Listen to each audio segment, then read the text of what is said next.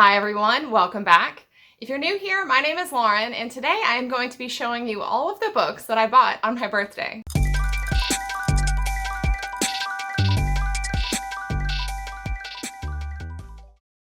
So I celebrated my birthday a few weeks ago in April. I am an April baby, and being the book lover, the big reader that I am, naturally what I wanted to do on my birthday was shop for books. So my awesome husband was kind enough to sort of let me do whatever I wanted all day. We ended up going to, I think, either 3 or 4 different bookstores, which looking back on it now, I realize I should have taken some footage inside of all of the bookstores that I went to, but I didn't. You live, you learn. Next time I will be sure to get some footage of that, because let me tell you, we went to bookstores that were very different from each other. If and when that ever happens again, I'm gonna make sure to get footage to show you guys. Not only did I do a bookstore crawl, so to speak, for my birthday, at the stroke of midnight, I got a small book haul from Book Outlet, so I'll be showing those to you as well.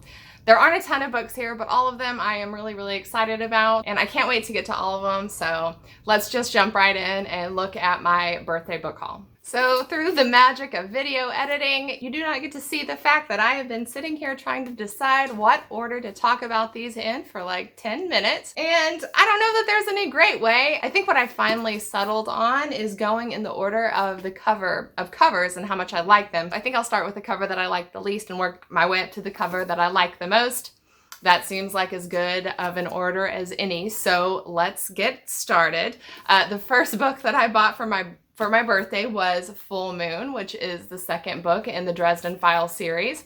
This is an urban fantasy series, and it is about a character named Harry Dresden, who is both a detective and a wizard.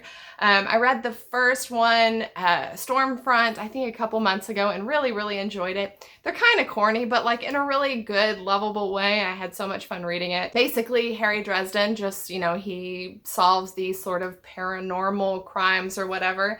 And it's a pretty long series. These are great palate cleansers. And as soon as I finished Stormfront, I was like, yeah, I'm going to continue in that series. So it's kind of a guilty pleasure thing. And it was my birthday. So I was like, yep, I'm getting the second book in that series. So it's really exciting to me that I have this now, and I'm going to be continuing on with the series. All right, next up we've got Blindness by Jose Saramago. This is kind of a modern classic. In fact, it is a winner of a Nobel Prize winner for literature. There's this illness, this, I guess, kind of a pandemic. People have white blindness, and it's kind of a survival story, I think.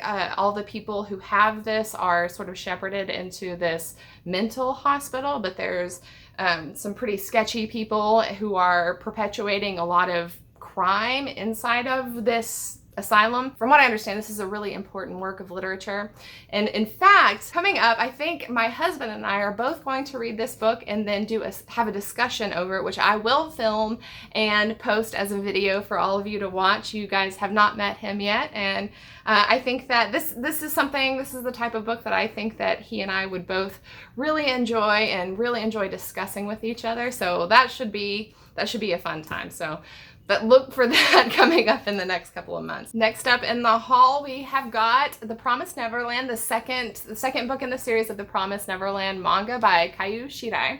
I read the first in the series last month on recommendation from my friend Elsa from the French Book Dreamer, and I really enjoyed it and wanted to continue on with the series. So whenever I was out shopping, I saw this and had to get it. This is the story of a group of kids they're orphans, they live in an orphanage, and there is a woman that cares for them all that they all call Mom. And they live a pretty happy, comfortable life in this orphanage, but one day a couple of the older kids witness something that they weren't supposed to see and realize that the situation they're in is pretty dark, and they basically need to get away from it. It feels like it's going to kind of turn into an adventure adventure story. I've just really enjoyed the first one a lot, and I'm really looking forward to working my way through this series. All right, next up we've got The Back of the Turtle by Thomas King.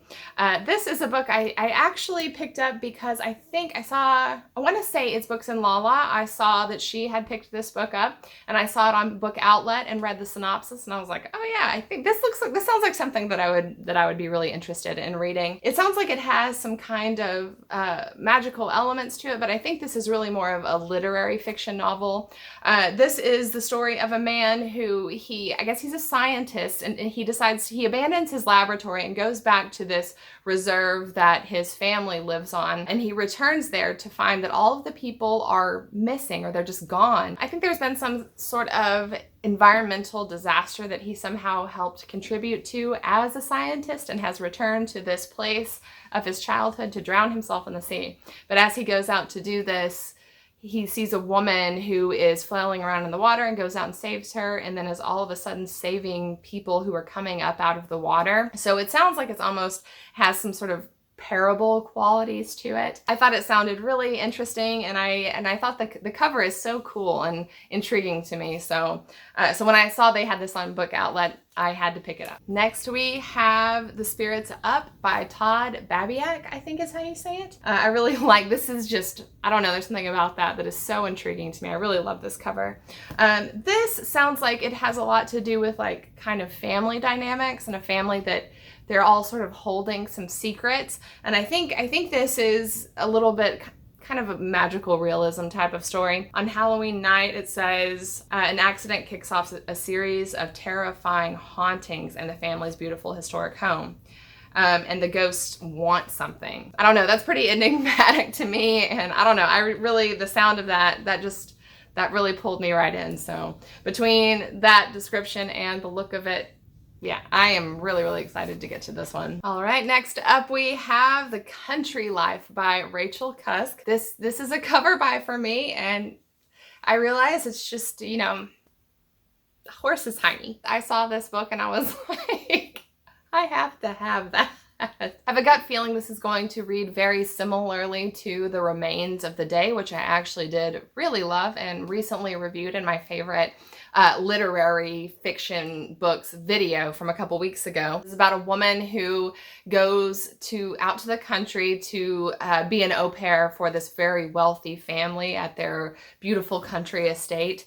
And she has apparently severed all ties and all contacts, and just with her old life, she just sort of severed all connection to her old life. And so I think that this book is sort of really exploring her and why she would do that, and her relationship with this family, and her hopes for, going out to do this job or whatever. I have a good feeling about this book. It's not my usual fare. It's not something that I would usually pick up, but I don't know, sometimes you just get that feeling for a book, and so I think that this is gonna wind up being a really enjoyable book for me to read. All right, next up we have Things from the Flood by Simon Stollenhag. This is actually the second of a series, the Tales from the Loop series. The first is Tales from the Loop. The third is The Electric State, which, if you're interested in these books at all, they can be read as standalone. So this is not it's not a cohesive story from one to the next. These are kind of dystopian sci-fi books, and they're, as you can see, they're kind of like almost like coffee table book dimensions, and they are about a future in which there's like a certain technology that has been invented, and sort of the fallout and the consequences from this technology making its way into the world. These books are they are so beautiful, so well written, and the illustrations are absolutely magnificent. They're just like full spread illustrations. I really love Tales from the Loop, and The Electric State was just one of my favorite books I think I've ever read. And so, I've been waiting to sort of complete my collection of this trilogy. So yeah, finally have the last book in the trilogy, and I'm really looking forward to getting to this one. Next, we have The Handmaid's Tale graphic novel. The Handmaid's Tale was written by Margaret Atwood, and this graphic novel was the artwork and the story adaptation and the artwork of the graphic novel is by Renee Nault. I actually talked about this in my last in my last video in my April wrap up. The Handmaid's Tale, I really love The Handmaid's Tale as a story, and I saw this when I was out doing my birthday shopping and knew that I just absolutely had to have it. And as promised, it is in my hand now, so I can show you some of the illustrations on the inside. It's such a beautiful book. The cover is really, really nice. The end papers are very beautiful. They have this kind of floral, like Victorian floral pattern on them. And the illustrations are really gorgeous. I love the style of illustrations in this book. The novel itself, The Handmaid's Tale, I think it can be kind of a little overwhelming for some people, maybe a little dense or just not, kind of slow. And I think that this is really a good way to experience the story. It's such a lovely adaptation of the story. The illustrations are gorgeous and it really brings the story to life. This was worth every penny I spent on it. I think it's a beautiful book, and yeah, I'm really, really excited to have it. Next, we have Hummingbird Salamander by Jeff Vandermeer. I love this cover so much. There's something about that. I just think this is such a cool cover. You know, Jeff Vandermeer is definitely one of my favorite writers, and I'm trying to make my way through all of his work slowly but surely. And this, it has such an interesting synopsis, which I'll just read you like a small piece of it. It says that Jane Smith, not her real name, receives an envelope that contains a note from a woman she doesn't know and a key to an anonymous storage unit. The key leads her to a pair of taxidermied animals, a hummingbird and a salamander, which turn out to be two of the most endangered creatures on Earth. Jane has set in motion a series of events that quickly spin beyond her control. She is being followed, her home surveilled, her family in peril. The author of the mysterious note, Jane's only real lead, is already dead. She was, Jane learns, a reputed eco-terrorist. What did she want with Jane? The reviews of this book aren't great, but I don't really care. I think that Jeff Vandermeer isn't for everyone, and there's probably a good chance that a lot of people who read this just didn't really know what they were in for with his writing style. It's very unusual. Either it's for you or it isn't. I love it. It is a little bit dense. The way he writes is a little bit dense, but he writes kind of weird stories, and I like kind of weird stories. And this cover, I mean, just look at it. Yeah, so I'm super excited to have this and really excited to get to it. Last up, and also my favorite cover for all of the books that I bought for my birthday, is Verge by Lydia Yuknovich. This is actually a short story collection, and let's just take a moment to appreciate how gorgeous this cover is. Just look at it. I'm not the biggest short story person, but I want to be more of a short story person. The main themes for this are resilience and survival. And these, I think this actually has very, very short stories in it. Let's see here. 1, 2, 3. This has 20 short stories in it, and I mean, it's not even 200 pages long, so these are teensy tiny little stories, so this should be easy just to kind of work in a story here and there throughout the month or whatever. I just cannot get over this cover. Like, it makes me want to just sit down and plow through this thing. I absolutely love it. So hopefully this is going to be a really great read and kind of get me even more into short stories. All right, so I think that is going to be it for me today. Those are all of the books that I bought on my birthday. I hope you've enjoyed seeing and hearing about all of them. I would be very curious to know if you have read any of these books and what you thought about them, or if any of them sound particularly interesting to you or you might pick them up. Please talk to me about it in the comments down below. If you enjoyed this video, I hope that you will like it and possibly subscribe, and I will see you next time. Bye.